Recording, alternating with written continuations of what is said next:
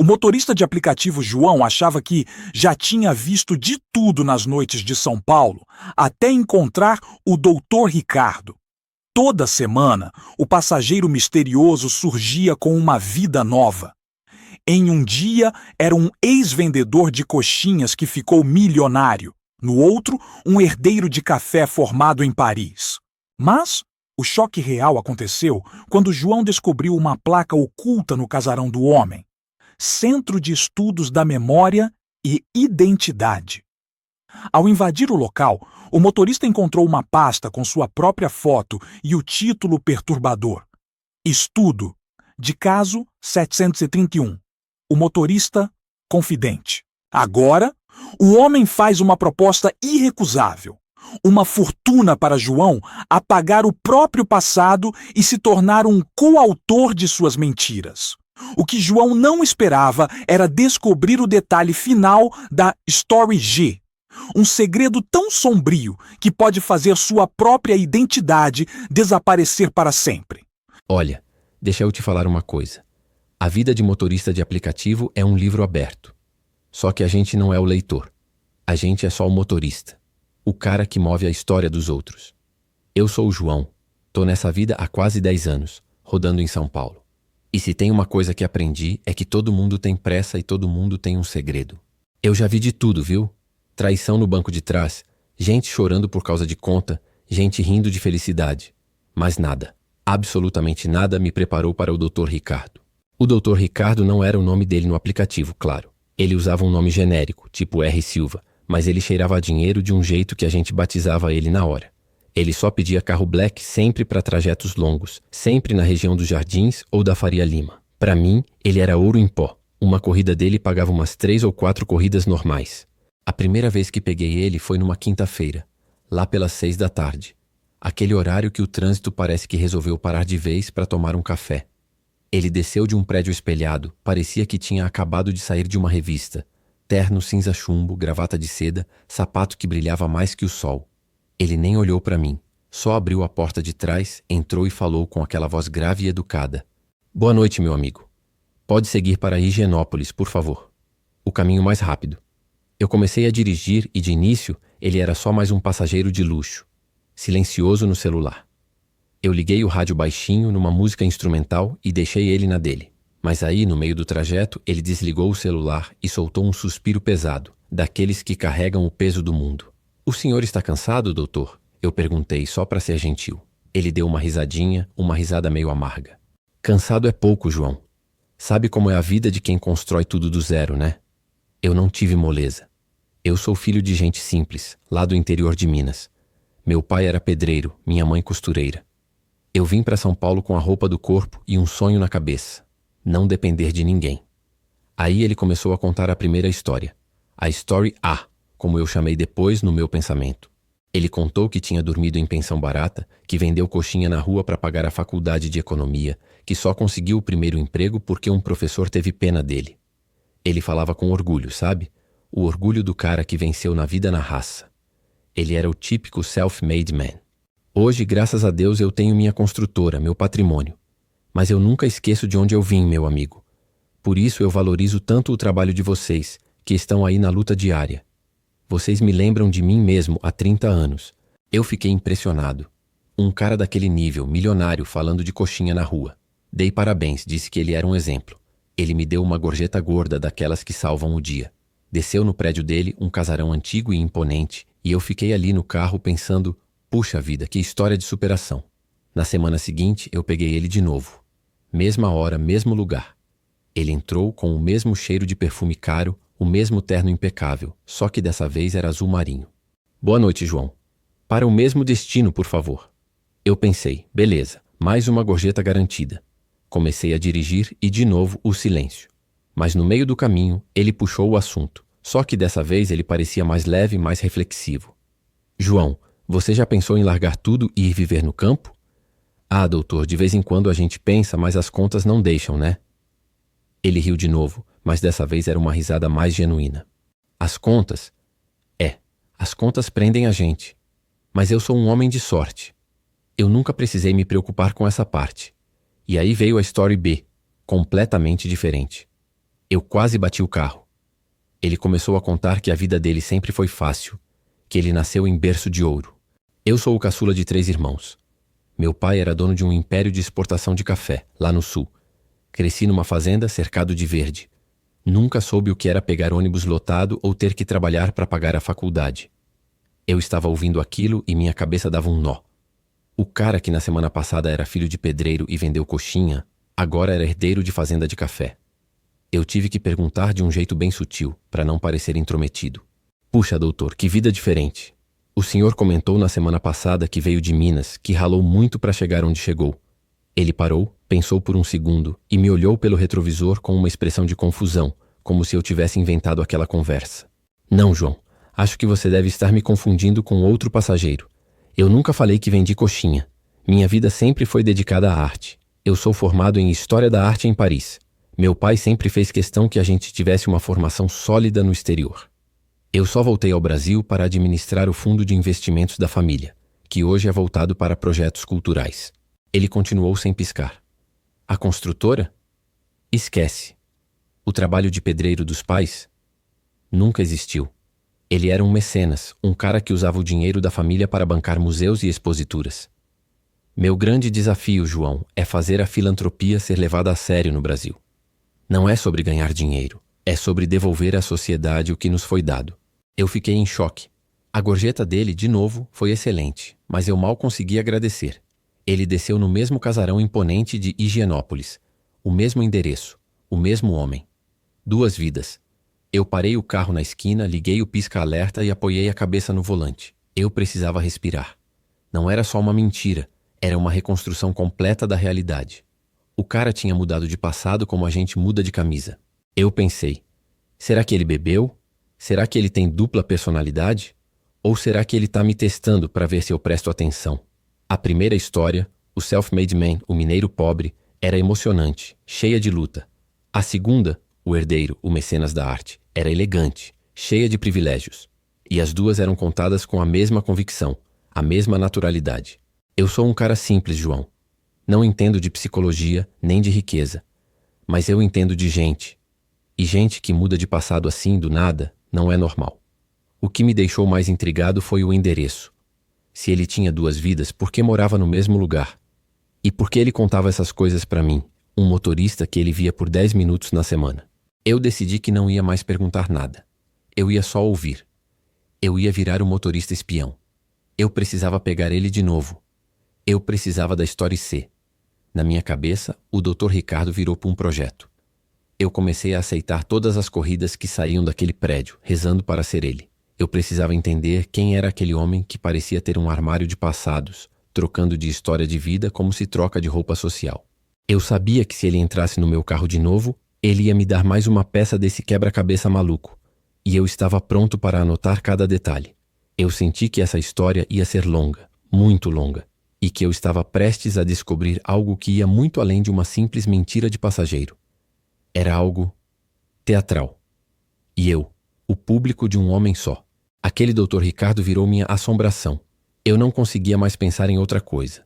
Toda vez que eu via a notificação de corrida Black na região dos Jardins, meu coração disparava.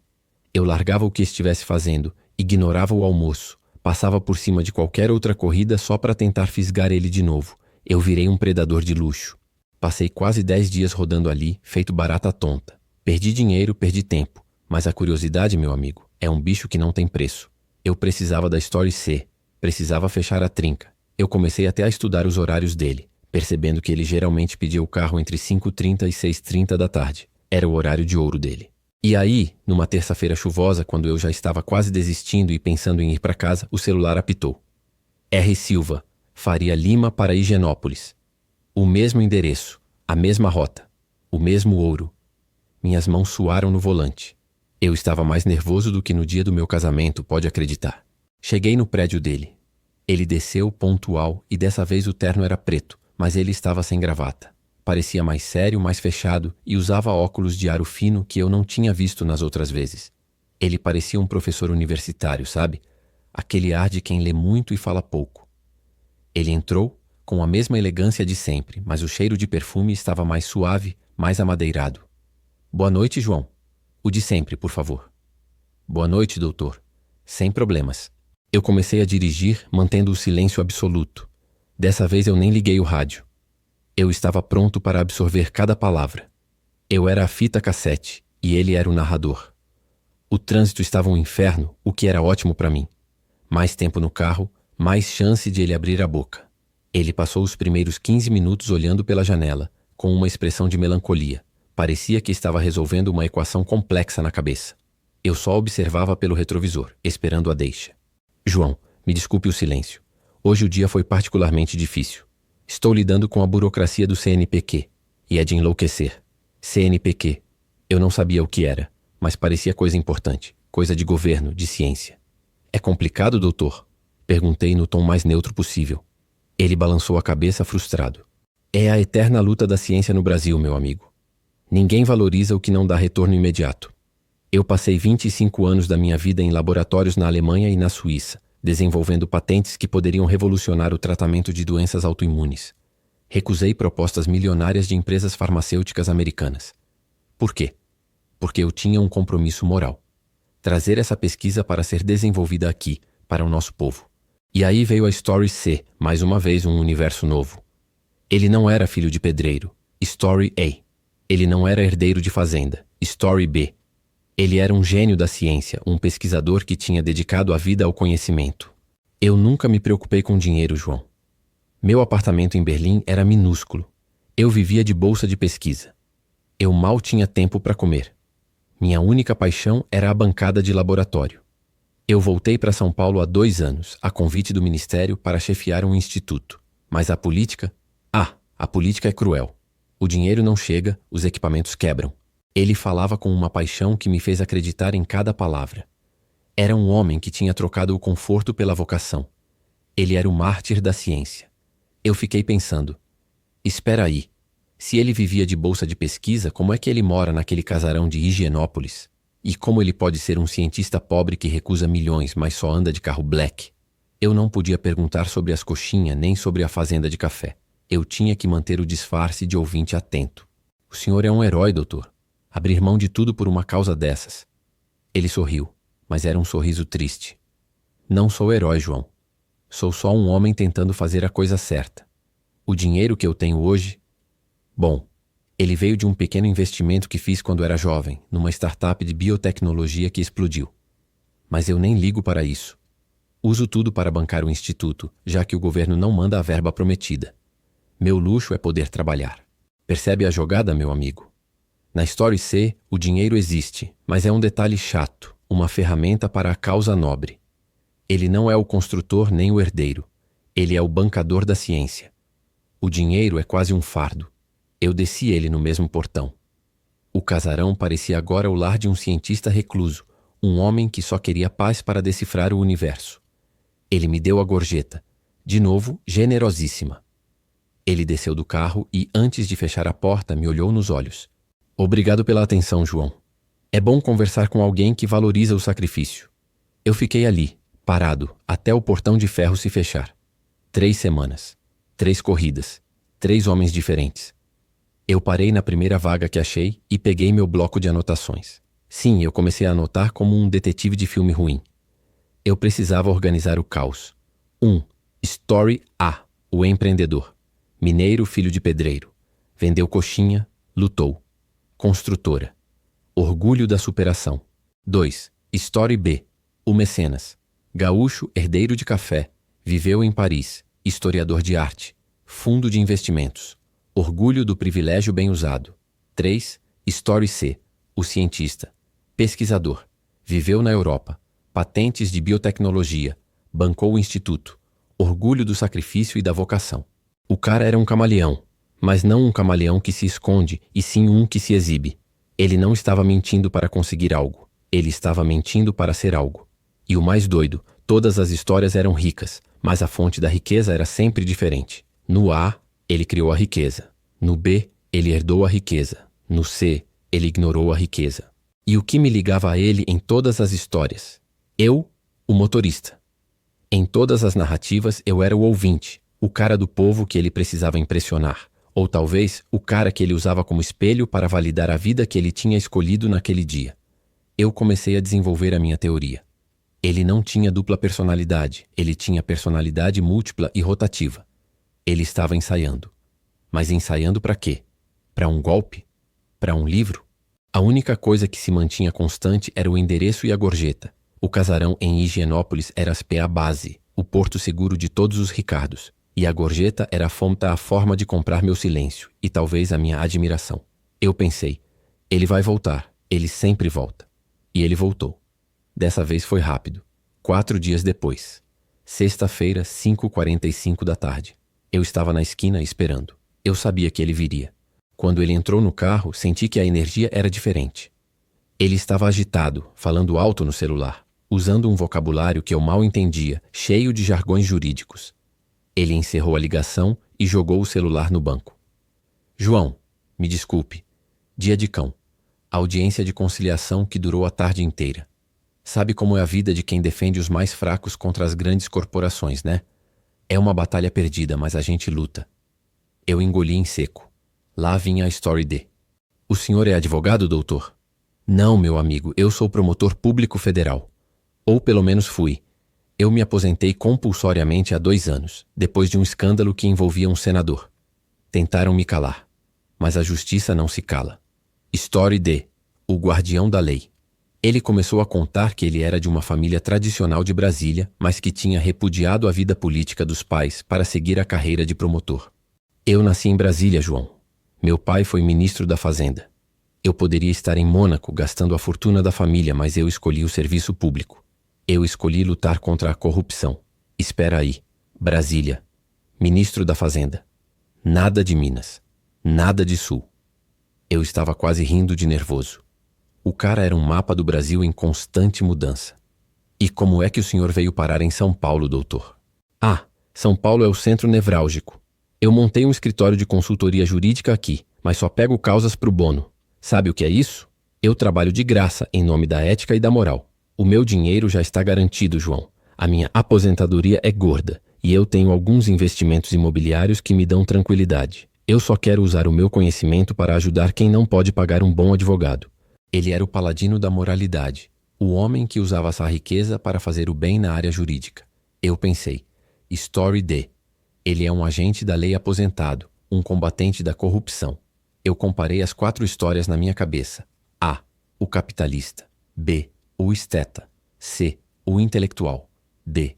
O moralista. 4 vidas, 4 profissões de prestígio, 4 origens geográficas e sociais diferentes.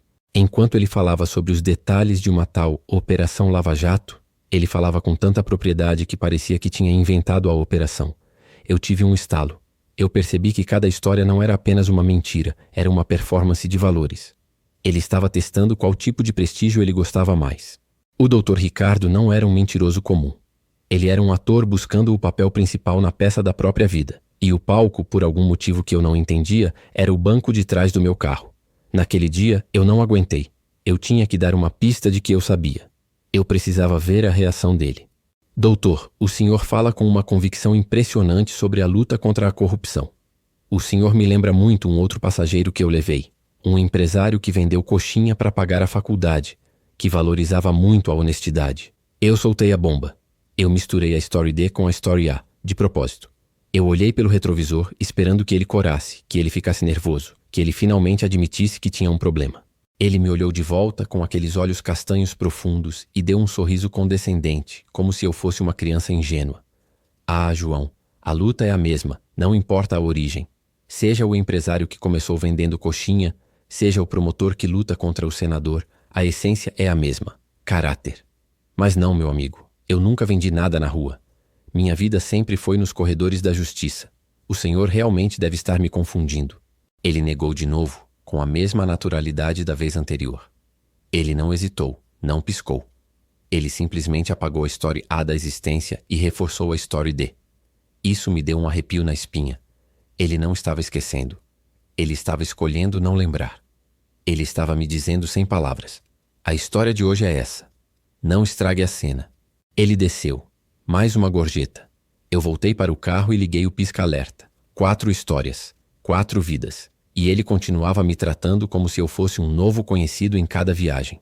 A minha teoria de que ele estava testando parecia incompleta. Se ele estava testando, ele deveria se lembrar dos testes anteriores, certo? A não ser que ele tivesse várias vidas e vivesse todas elas de verdade. Eu comecei a reparar no casarão. Por fora, parecia normal. Mas se ele era um empresário construtor, um mecenas da arte, um cientista recluso e um consultor jurídico, ele precisava de um QG para cada persona. Eu decidi que na próxima vez que ele entrasse no carro, eu não ia mais falar sobre o passado. Eu ia tentar descobrir o presente.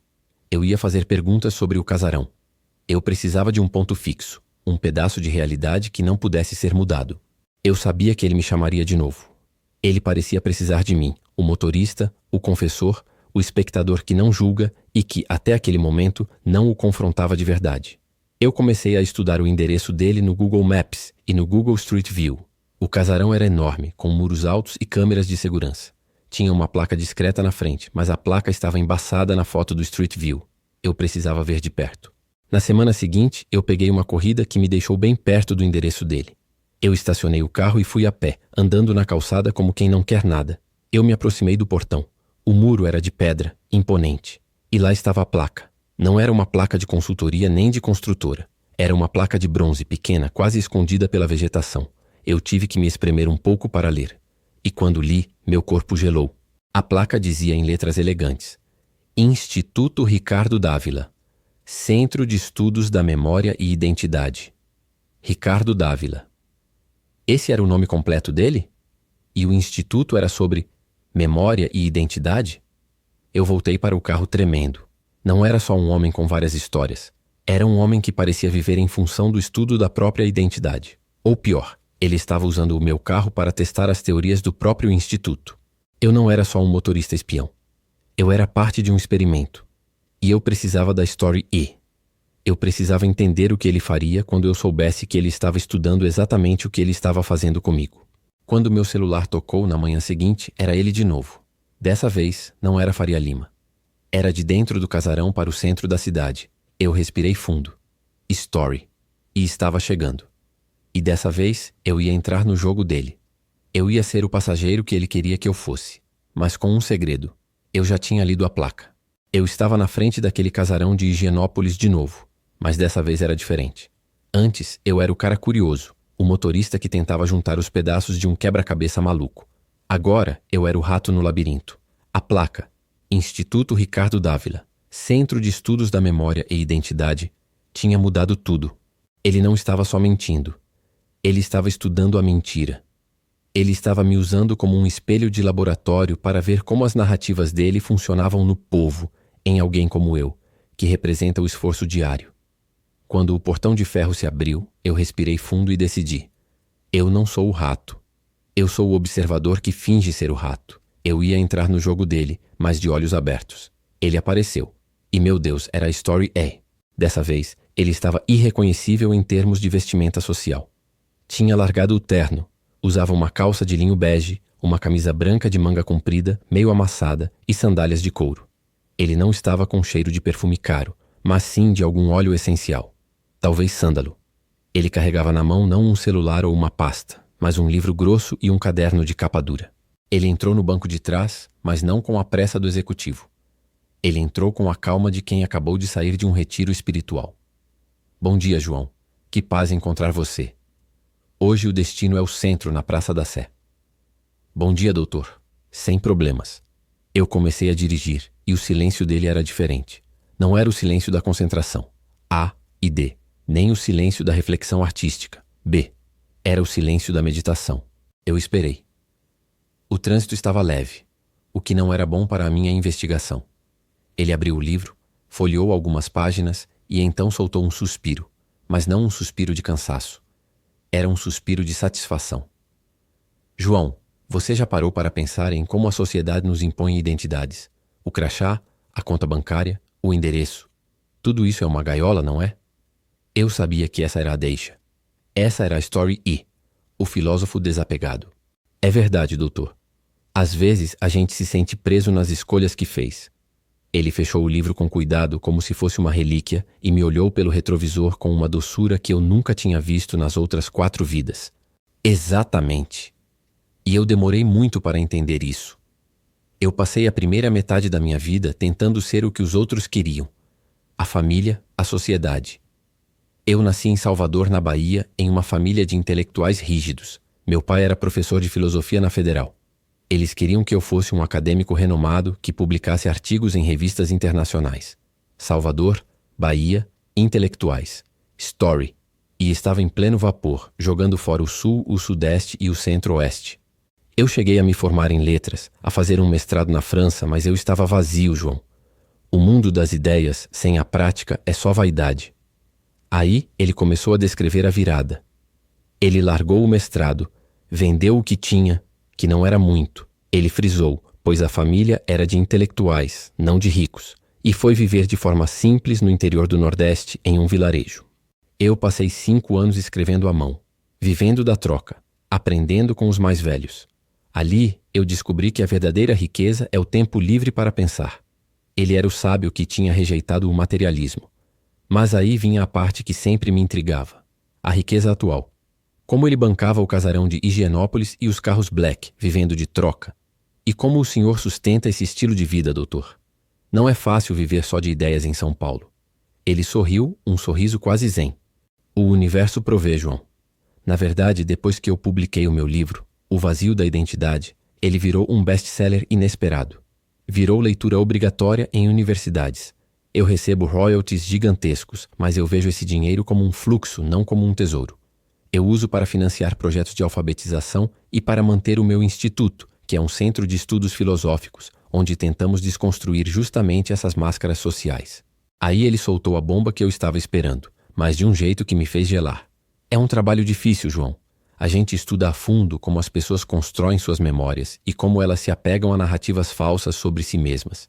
É fascinante. É quase uma alquimia da mente. Ele estava falando do Instituto Dávila, o Centro de Estudos da Memória e Identidade, bem ali no meu carro. Ele estava me dando a chave, mas ao mesmo tempo ele estava me avisando que eu era o objeto de estudo. Eu tive que me controlar para não tremer. Eu tinha que reagir como o motorista simples que ele esperava. Puxa, doutor, que coisa profunda.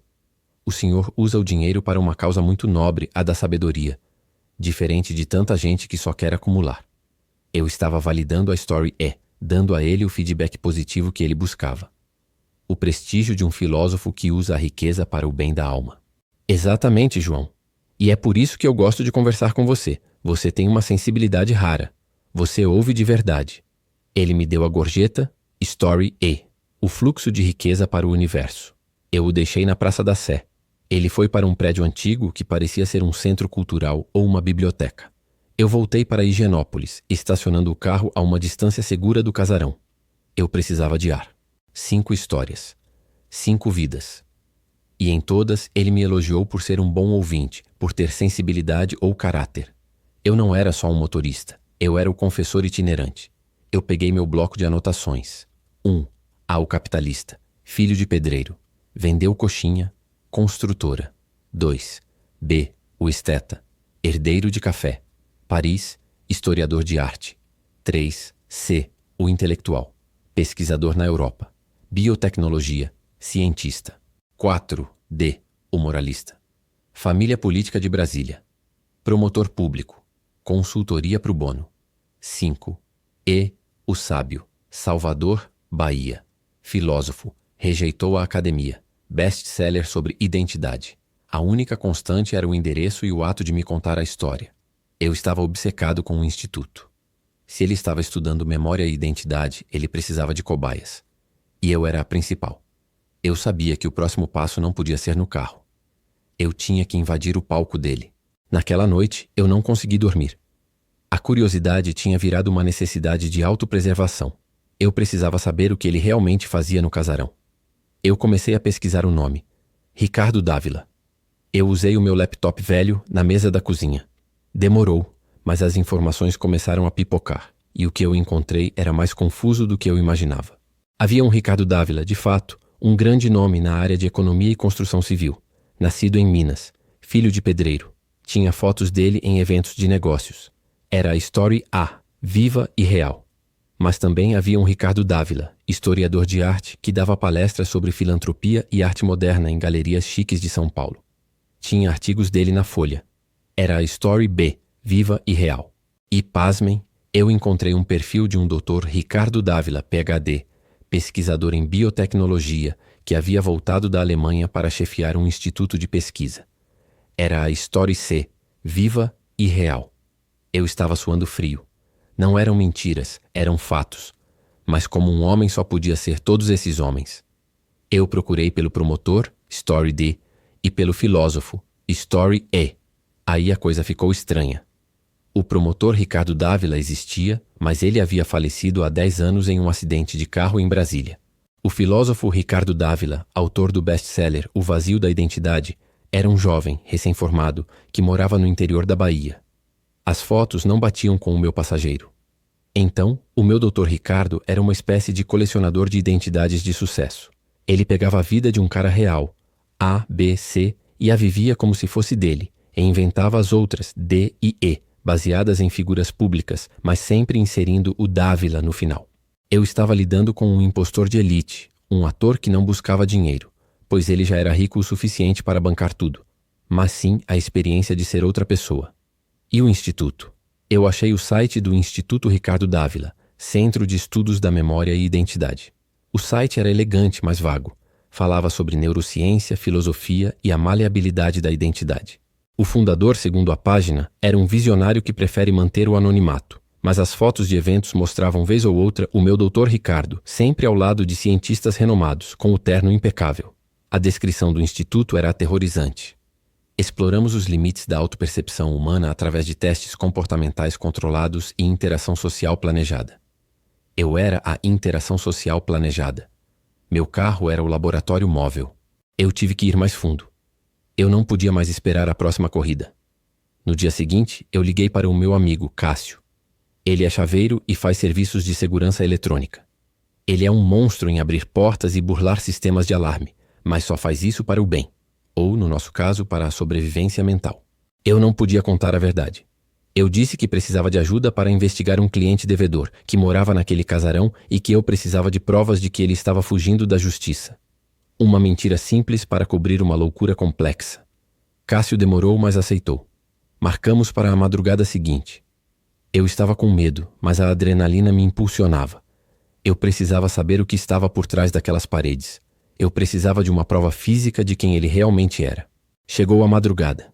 Eu e Cássio, em um carro descaracterizado, estacionamos a 2 quadras do casarão. A rua estava deserta, sob a luz amarelada dos postes. Cássio, com suas ferramentas, era rápido. Ele desativou o alarme perimetral e abriu um portão lateral de serviço em menos de 10 minutos. Vai lá, João. Eu te dou 10 minutos. Se algo apitar, eu sumo e você se vira. 10 minutos. É o suficiente. Eu entrei no terreno. O jardim era impecável, mas a casa era escura e silenciosa. Eu entrei pela porta de serviço, que dava para uma cozinha industrial, limpa e vazia. Eu me movi pela casa no escuro, usando a lanterna do celular, apontando para o chão. O lugar era labiríntico. O andar térreo parecia uma galeria de arte. Estátuas caras, quadros gigantescos. Eu reconheci o estilo da Story B, o esteta. Subi as escadas. O segundo andar era mais residencial, mas ainda estranho. Havia um escritório que parecia o de um CEO, Story A, cheio de maquetes de edifícios e prêmios de construção civil. Ao lado, um laboratório improvisado, Story C, com microscópios e vidrarias. Ele não estava só contando as histórias, ele estava vivendo em cenários montados para cada uma delas. Eu cheguei ao que parecia ser o escritório principal. Era uma biblioteca gigantesca, com cheiro de livro antigo e couro. No centro, uma mesa de mogno. Eu acendi a lanterna e comecei a procurar algo que indicasse a identidade dele. Documentos, carteira de identidade, qualquer coisa. Em vez disso, eu achei um armário de arquivos. E não eram arquivos de negócios. Eram arquivos de pesquisa. Eu abri a primeira gaveta. Lá dentro, pastas etiquetadas. Eu puxei uma. Etiqueta. Estudo de caso 731. O motorista confidente. Meu corpo paralisou. Eu estava no arquivo. Eu abri a pasta com as mãos tremendo. Dentro havia fotos minhas, tiradas de longe, na frente do meu carro. Havia detalhes sobre a minha rotina, os horários que eu rodava, a marca do meu carro. E nas páginas seguintes havia transcrições detalhadas das nossas conversas. Nossas conversas, palavra por palavra. A Story A, a Story B, a C, a D, a E. E ao lado de cada transcrição, Anotações feitas à mão, com uma caligrafia elegante e precisa. As anotações diziam coisas como: eu não era só a cobaia. Eu era o sujeito. E ele sabia exatamente quando eu estava confuso, quando eu tentava confrontar e quando eu estava jogando o jogo dele. Mas o que me fez cair sentado na cadeira foi a última anotação, na página final da pasta 731. Estava escrito em vermelho com a data de hoje. Ele sabia que eu tinha pesquisado. Ele sabia que eu estava ali. A placa do instituto era a isca e a pasta era a armadilha. Ele estava me guiando para que eu descobrisse tudo, para que o experimento atingisse o próximo nível. Meu tempo havia acabado. Eu ouvi um barulho na cozinha. Eu fechei a pasta, a coloquei de volta no armário e corri para fora. Cássio estava me esperando na porta lateral com a testa franzida. Deu tempo? O que você achou? Eu achei a prova, Cássio. Mas não é de dívida. É de loucura. Eu voltei para o carro, o coração batendo na garganta. Eu estava com tanto medo quanto raiva.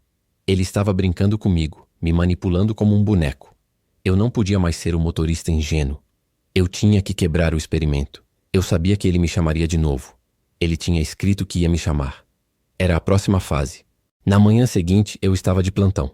Eu não tinha dormido. Eu estava esperando a notificação com um plano na cabeça, e o celular apitou. R. Silva, Higienópolis para Avenida Paulista. Eu aceitei a corrida. Eu dirigi até o casarão, sentindo o peso da pasta 731 nas minhas costas. Ele saiu de novo. Dessa vez, ele usava um uniforme que eu nunca tinha visto. Um macacão de linho branco, limpo, com um emblema discreto no ombro, que parecia um logo de fundação humanitária. Ele entrou no carro sorrindo com uma alegria radiante. Bom dia, João. Que bom te ver. Hoje o dia é de celebração. Bom dia, doutor. O senhor parece animado. Estou, meu amigo. Hoje é o dia em que eu vou inaugurar o meu projeto mais importante. O projeto da minha vida. Lá vinha a Story F. E eu estava pronto para ouvir, mas com um objetivo. Acabar com o jogo. Sabe, João, eu sou o oposto de todos esses homens de negócio que você leva. Eu nasci em uma comunidade indígena no Amazonas. Minha família nunca soube o que era dinheiro. Eu fui o primeiro a ser enviado para essa capital para estudar medicina. Amazonas. Comunidade indígena. Médico. Story F. Eu me formei, me especializei em saúde pública e passei a minha vida lutando para levar assistência médica para a Amazônia. Eu não sou dono de construtora, não sou herdeiro nem cientista de laboratório. Eu sou um médico, um curandeiro. E o casarão, doutor? Ele riu, uma risada calorosa. Ah, o casarão. Eu vendi tudo que eu tinha e comprei aquele lugar para transformá-lo na sede da minha ONG, a Fundação Aldeia. É um centro de logística para enviar suprimentos e medicamentos para o norte. O dinheiro que você vê, os carros, as viagens, tudo é doação, João. Eu vivo com o mínimo. Meu único luxo é poder salvar vidas. Ele era o humanitário, o altruísta. A riqueza era uma ferramenta de caridade. Eu deixei ele falar. Eu estava esperando o momento perfeito para executar o meu plano. Eu tinha que ser sutil. Ele estava no auge da Story F, descrevendo as dificuldades de navegar nos rios da floresta quando eu decidi agir. Doutor, o senhor fala com muita verdade. De todas as histórias que eu já ouvi, a sua é a mais emocionante. Ele me olhou, satisfeito. Que bom que você sente isso, João. É a minha verdade. Eu sei que é a sua verdade, Dr. Ricardo Dávila. Mas o que o promotor público, o historiador de arte e o cientista que moram na mesma casa pensam sobre essa sua nova vocação? Eu soltei o nome completo. Eu joguei as identidades na mesa. Eu olhei pelo retrovisor, esperando o pânico, a confissão, a raiva. Ele não piscou. Ele não mudou a expressão. Ele manteve o sorriso sereno. João, eu não sei quem são essas pessoas que você está mencionando. O meu nome é Ricardo Dávila e eu sou médico. E, sinceramente, eu acho que você está trabalhando demais. Você anda muito estressado. Ele parou e a voz dele ganhou um tom de autoridade médica. Você está desenvolvendo um quadro de confusão mental induzida por estresse. Você está misturando as histórias dos seus passageiros. Isso é perigoso, João. Você precisa de ajuda. Ele não negou que as histórias existiam. Ele transferiu a loucura para mim. Ele estava me dizendo que eu era o problema de memória e identidade. Eu senti um frio na barriga. Ele estava usando a Story F, o médico, para me diagnosticar. Ele estava me virando de ponta cabeça. Eu não estou confuso, doutor. Eu vi a placa do instituto. Eu sei que o senhor estuda a memória. E eu sei que eu sou o estudo de caso 731. Eu joguei a última carta. Eu esperei que ele ficasse sem chão. Ele encostou-se no banco, cruzou os braços e soltou uma gargalhada genuína, alta, que ecoou no carro. Não era a risada amarga do Story A, nem a risada elegante do B. Era a risada de um homem que ganhou o jogo. Ah, João, você é brilhante. Eu sabia que você era o melhor sujeito que eu já encontrei. Você realmente chegou ao cerne da questão. Parabéns. Ele pegou uma pequena câmera de dentro do macacão, Story F, apontou para mim e tirou uma foto. O flash quase me cegou. Essa é a reação que eu estava esperando. O confronto final, a quebra da quarta parede. Fantástico. Você superou todas as expectativas. Ele estava me dando nota. Eu era uma tese de doutorado. O que o senhor quer de mim, doutor? Por que essa manipulação? O sorriso dele sumiu. Ele ficou sério, mas ainda com aquele brilho nos olhos de quem sabe de algo que você não sabe. Não é manipulação, João.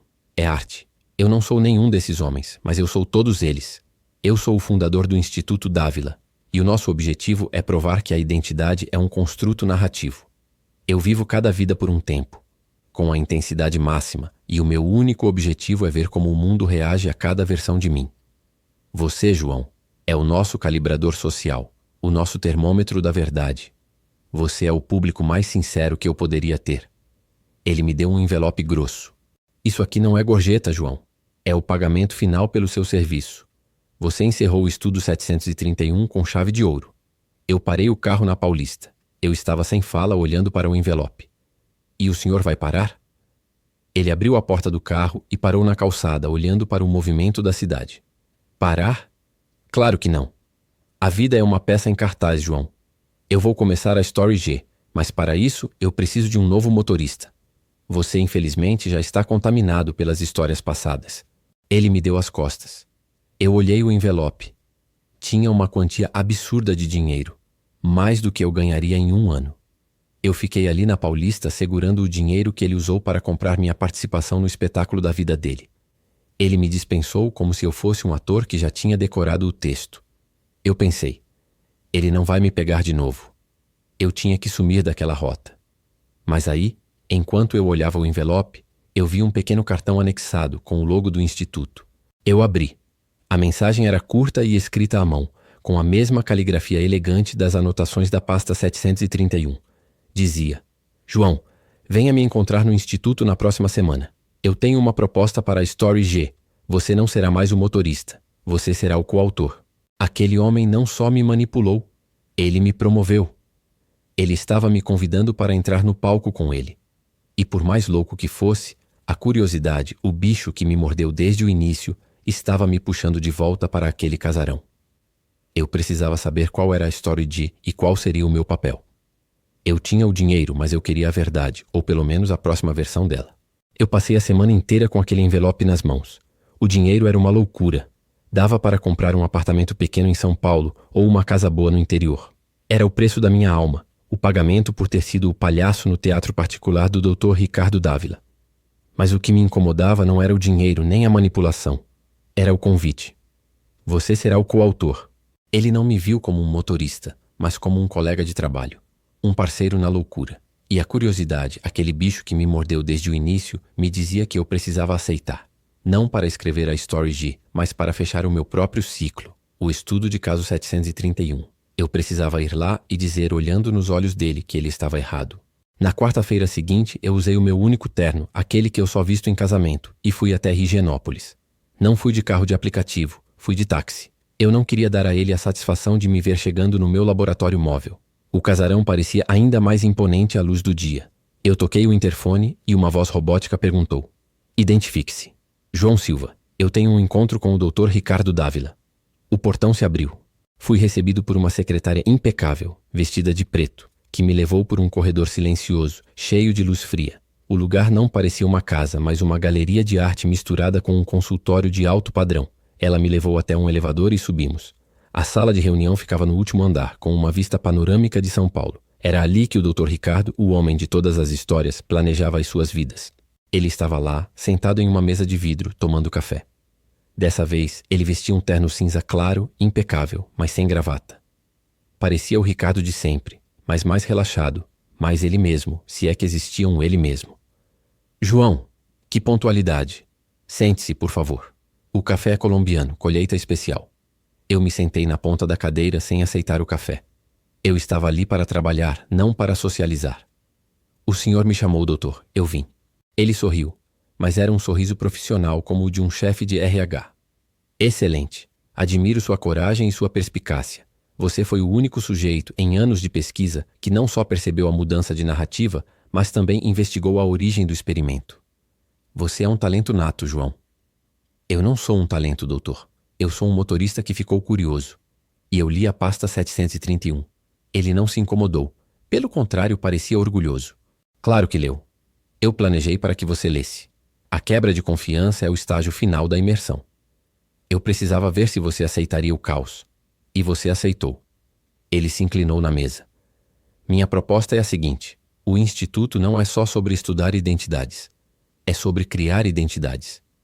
Você viu que as stories A, B e C são baseadas em pessoas reais, que eu conheci e observei. Eu as vivi. As stories D, E e F são criações puras que eu projetei para testar a reação do público. E qual é a story G? Eu perguntei direto ao ponto. A story G é a sua. Eu senti um soco no estômago. Como assim a minha? É simples, João. Você é o motorista, o homem do povo, o observador invisível. Você tem a credibilidade. Nós vamos criar uma nova identidade para você, financiada integralmente pelo Instituto. Um novo nome, um novo passado, uma nova profissão. Você pode ser o que quiser.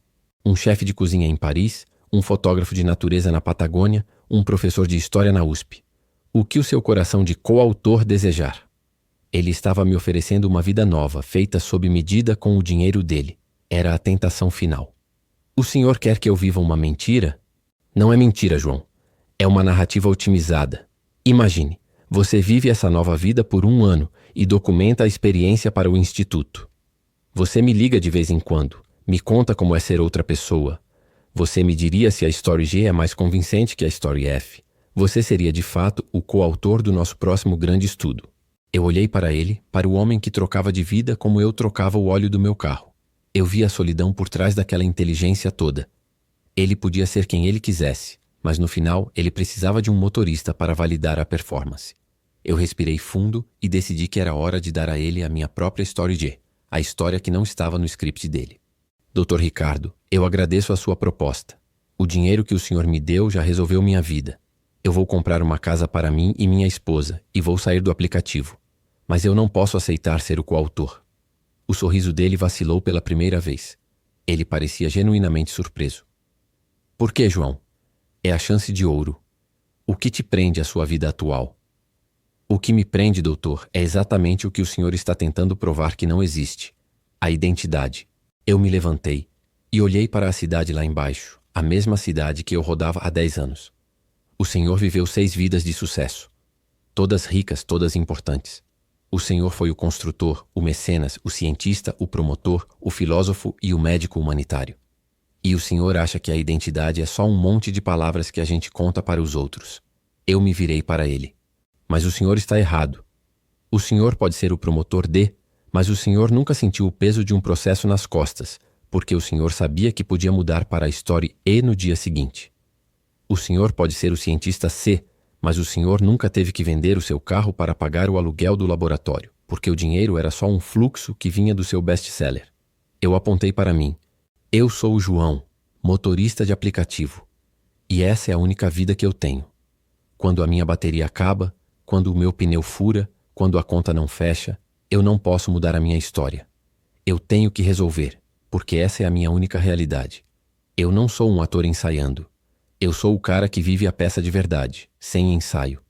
Eu vi algo nos olhos dele, uma faísca de algo que não era análise, mas talvez, só talvez fosse inveja. O senhor é muito inteligente, doutor. O senhor sabe tudo sobre narrativas. Mas o senhor não sabe nada sobre consequência. E é a consequência, o peso das escolhas que não podem ser desfeitas, que faz a identidade ser real. Eu peguei o envelope do meu bolso e o coloquei na mesa, ao lado da xícara de café colombiano. Eu vou ficar com o dinheiro que o senhor me deu. Eu considero isso o pagamento pelo meu silêncio sobre a sua loucura e o meu tempo. Mas eu não vou ser o seu coautor. Eu já tenho a minha história, e ela é mais difícil de escrever do que todas as suas 6 vidas juntas. Eu não esperei a resposta.